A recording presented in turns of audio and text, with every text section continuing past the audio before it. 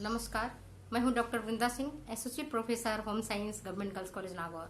मेरे इस YouTube channel पर आप सभी का हार्दिक स्वागत है। माय डियर फ्रेंड्स, आज मैं शैशवावस्था में पोषण के बारे में जानकारी प्रदान करूंगी। शैशवावस्था क्या है, किस उम्र को हम शैशवावस्था कहते हैं, शैशवावस्था में पोषण क्यों जरूरी है, इस बात पर आज हम चर्चा कर रहे हैं। मेरे दोस्तों, शैशवावस्था जन्म से लेकर एक माह का शिशु को हम नवजात शिशु कहते हैं और 1 माह से लेकर के 1 वर्ष के शिशु को हम शैशवावस्था कहते हैं। और इस अवस्था में शिशु का स्वास्थ्य और पोषण पर ध्यान दिया जाना नितांत आवश्यक है। अगर आप इस समय शिशु के स्वास्थ्य और पोषण पर ध्यान नहीं देते हैं तो शिशु का वृद्धि और विकास तो रुकता ही है, उसे कई गंभीर बीमारियां घेर लेती हैं। बालक का मानसिक विकास अवरुद्ध हो जाता है और जो तंत्रिकाएं विकसित होनी चाहिए वह पोषण के अभाव में नहीं विकसित होता है, जिसके कारण शिशु का मानसिक विकास कुंठित हो जाता है। माय डियर फ्रेंड्स, अब आप समझ गए होंगे कि शिशु के स्वास्थ्य और पोषण के लिए हमें जानना क्यों आवश्यक है।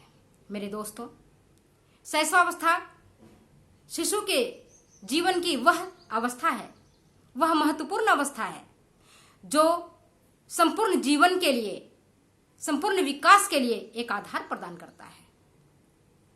अगर इस समय में शिशु को अच्छा पोषण नहीं मिलता है तो बालक कुपोषित हो जाते हैं और इतना अधिक कुपोषित हो जाते हैं कि कई बार उनकी मृत्यु हो जाती है और कई शिशु अपने जन्म का पहला वर्षगांठ भी नहीं मना पाते हैं। हम सभी जानते हैं कि जब एक बालक जन्म लेता है उस समय उसका वजन भारत में 2.5 किलोग्राम से लेकर के 3.5 किलोग्राम तक होता है और अगर उसका विकास सही प्रकार से होता है तब 6 माह में उसका वजन 2 गुना और 1 वर्ष में उसका 3 गुना हो जाना चाहिए। माय डियर फ्रेंड्स, अगर 1 वर्ष में जन्म के समय एक बालक का वजन 3 किलोग्राम है तो साल भर होते होते उसका वजन 9 किलोग्राम हो जाना चाहिए और 6 माह में वो 6 किलो का हो जाना चाहिए। अगर इससे कम वजन है तो आप समझिए आपका शिशु कुपोषित है और उस पर ध्यान दिए जाने की आवश्यकता है। मेरे दोस्तों, शिशु का शारीरिक विकास जिस गति से होता है, उसके हाथ पैर जिस स्थिति से बढ़ते हैं, आप खुद देखते हैं कि जो बालक जन्म के समय अपना करवट तक नहीं बदल सकता है, वही बालक 1 वर्ष का होते होते चलने लगता है और माँ तोतली आवाज में कुछ कुछ अन्य भाषाओं को भी बोलने लगता है। मेरे दोस्तों, इसलिए इस अवस्था के शिशु को पोषण दिया जाना आवश्यक है। न केवल शिशु के बाहरी अंगों का विकास होता है बल्कि शिशु के आंतरिक अंगों का भी विकास होता है। उसके हृदय, मस्तिष्क की तंत्रिकाएं, एक्सक्रीटरी ऑर्गन्स, पेशियां, अस्थियां सभी कुछ विकसित होती हैं। अब आप जानना चाहेंगे कि शैशवावस्था में किन किन पोषण तत्वों की मांग बढ़ जाती है। माय डियर फ्रेंड्स, मैं बताऊं कि जैसे जैसे बालक बढ़ता है वैसे वैसे पोषणात्मक तत्वों की मांग बढ़ती है। वैसे जन्म से लेकर 6 माह के जो बालक होता है उसको प्रतिदिन 120 किलो कैलोरी प्रति किलोग्राम शारीरिक भार के अनुसार दिया जाना चाहिए और 7 महीना से 12 महीने के जो बालक है उसकी कैलोरी मांग घट जाती है और ये 108 किलो कैलोरी प्रति किलोग्राम शारीरिक वजन के अनुसार होता है। प्रोटीन की भी यही स्थिति है। आप जानते हैं कि बालकों की वृद्धि और विकास के लिए प्रोटीन का होना अत्यंत आवश्यक है। प्रोटीन भी उच्च जैविक मूल्यों वाला होना चाहिए। बालक को दूध से बने भोजन, मांस, मछली, अंडा, इन माध्यमों से प्रोटीन दिया जाना चाहिए ताकि उसका शारीरिक और मानसिक विकास ठीक प्रकार से हो सके। आप सभी जानते हैं शारीरिक वृद्धि और विकास के लिए प्रोटीन नितांत आवश्यक है। तंतुओं के मरम्मत के लिए, घावों को भरने के लिए प्रोटीन का होना अनिवार्य है। इसी प्रकार से शैशवावस्था में प्रोटीन के अलावे विटामिन और खनिज लवण की भी मांग बढ़ती है। उसे कैल्शियम, फास्फोरस, आयोडीन और लौह तत्व भी मिलना चाहिए। आप जानते हैं दूध में कैल्शियम और फास्फोरस तो मिलता है, मगर लोहा और आयोडीन की पर्याप्त अभाव रहता है। इसलिए इन्हें भोजन के माध्यम से दिया जाना चाहिए। अगर बालक के आहार में आयोडीन की कमी होगी तो उसका मानसिक विकास अवरुद्ध हो जाएगा, उसे क्रेटिनिज्म जिसे हम बौनापन कहते हैं हो जाएगा, मानसिक विकास अवरुद्ध होगा, स्मरण शक्ति कम हो जाएगी। इसी प्रकार से अगर आहार में लौह तत्वों की कमी होगी तो उसे रक्त अल्पता जिसे हम एनीमिया कहते हैं हो जाएगा। इन सब से बचने के लिए बालक के आहार में कैल्शियम, फास्फोरस के अलावे लोहा, आयोडीन भी मिलना चाहिए। इसी प्रकार से उससे सभी विटामिनों की आवश्यकता होती है। Vitamin A, vitamin B, C, D, E और के। आंखों की स्वास्थ्य के लिए विटामिन ए जरूरी है। अगर बालकों के आहार में विटामिन ए नहीं मिलता है पर्याप्त मात्रा में तो वह कुपोषण का शिकार हो जाता है। अब हम देखते हैं माय डियर फ्रेंड्स कि बालकों को हम किस प्रकार के आहार दें। शुरू में बालक को तरल आहार दिया जाना चाहिए और जब बालक तरल आहार पचाने लगे तब उसे आप अर्धठोस आहार दें, और जब वह अर्धठोस आहार पचाने लगे तब उसे ठोस आहार दें।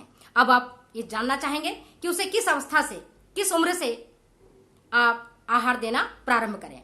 वैसे माता के दूध पर जो बालक पलता बढ़ता है उसे 6 माह तक आप माता के दूध पिला करके रख सकते हैं और उसे ऊपरी आहार दिए जाने की जरूरत नहीं होती है।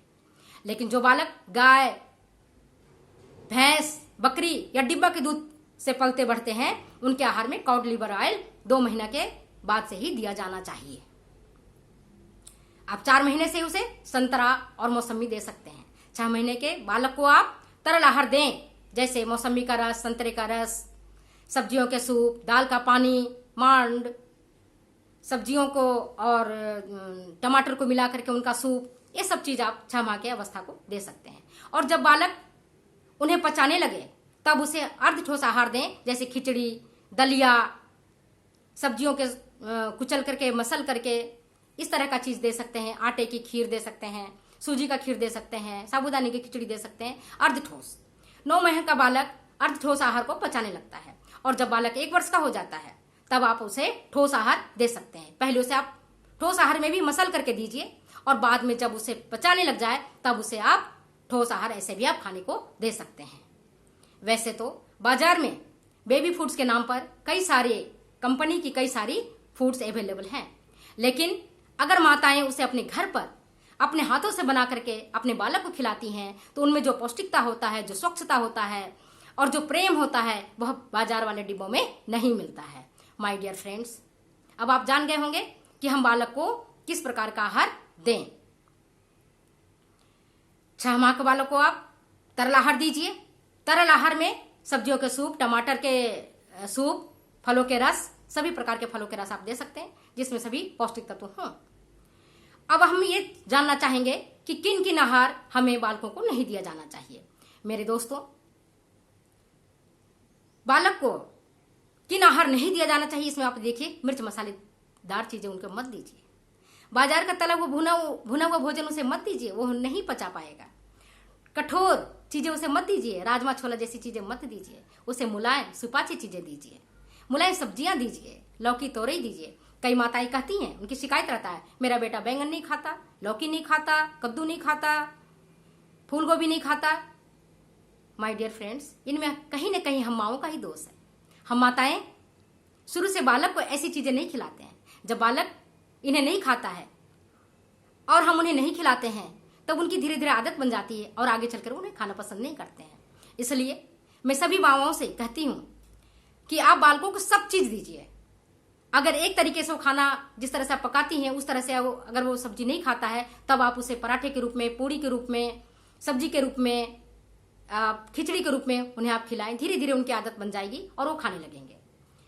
माय डियर फ्रेंड्स, प्रारंभ में बालक कोई भी नया भोजन को खाना पसंद नहीं करता है। उसे लगता है माता का दूध ही तो मीठा है, इसके अलावा तो संसार में कोई चीज है ही नहीं खाने के लिए। और जब उसे कोई नया चीज मिलता है तो पहले तो वो अरुचि दिखाता है, लेकिन जब वो भूखा रहता है उस समय अगर आप इस तरह का भोजन देते हैं खाने के लिए तब वो आराम से उस भोजन को खाने लगता है। साथ ही आप भोजन खिलाने के साथ साथ स्वच्छ और अच्छी आदतों का निर्माण भी बालकों में करना सिखाएं। और 2 आहारों के मध्य आप उनको तरल पदार्थ पीने को खूब दीजिए, पानी दीजिए, ग्लूकोन वाटर दीजिए, सब्जियों का सूप दीजिए, तरल पदार्थ दीजिए, खूब पिलाइए, जिससे कि बालक को कब्ज नहीं हो और डिहाइड्रेशन की स्थिति उत्पन्न नहीं हो। अब उनके मैं एक छोटा सा चार्ट बता रही हूं कि शैशवावस्था के बालक को किस प्रकार का और कैसे हमको पोषण दिया जाना चाहिए।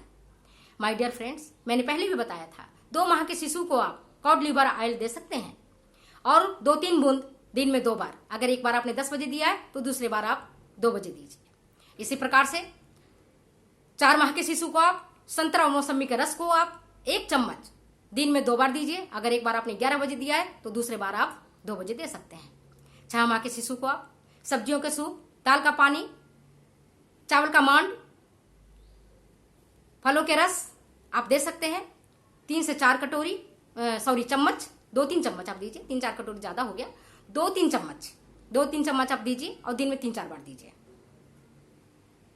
अगर आपने 11 बजे दिया है मौसमी का रस तो 1 बजे आप उसे दाल का पानी दे दीजिए। 4 बजे उसे आप कोई संतरे का रस दे दीजिए। इस तरह से आप उसे दे सकते हैं। 9 माह के शिशु को आप अर्ध ठोस पदार्थ आप दे सकते हैं, जैसे खिचड़ी, दलिया, दाल और सब्जियों का घूट करके मसल करके आप दे सकते हैं उन्हें। इसे आप 3-4 चम्मच दिन में 4-5 बार दीजिए। अगर आप 9 बजे दिए हैं फिर 11 बजे, 1 बजे, 4 बजे, 6 बजे और 8 बजे इस तरह से आप दे सकते हैं। और लास्ट में जो मैंने बताया 1 वर्ष का शिशु, उसे आप कोई भी ठोस आहार दीजिए, बशर्ते वो मिर्च मसालेदार नहीं हो। जिस तरह का आप आहार खाते हैं, जो आपके घर में बनता है, उसी तरह के आहार आप उन्हें दें, मिर्च मसालेदार नहीं दें। हाँ, बालक का जो पेट होता है बहुत ही छोटा होता है, कमजोर होता है। आप उन्हें घी तेल वाले भोजन देंगे तो नहीं पचा पाएंगे, इसलिए उन्हें घी तेल वाला भोजन नहीं दिया जाना चाहिए। बहुत बहुत धन्यवाद, आपने मेरी वीडियो को ध्यान से सुना। नमस्कार, धन्यवाद। अगर ये वीडियो आपको अच्छी लगती हो तो जरूर आप शेयर करें, कमेंट करें, सब्सक्राइब करें। नमस्कार, धन्यवाद।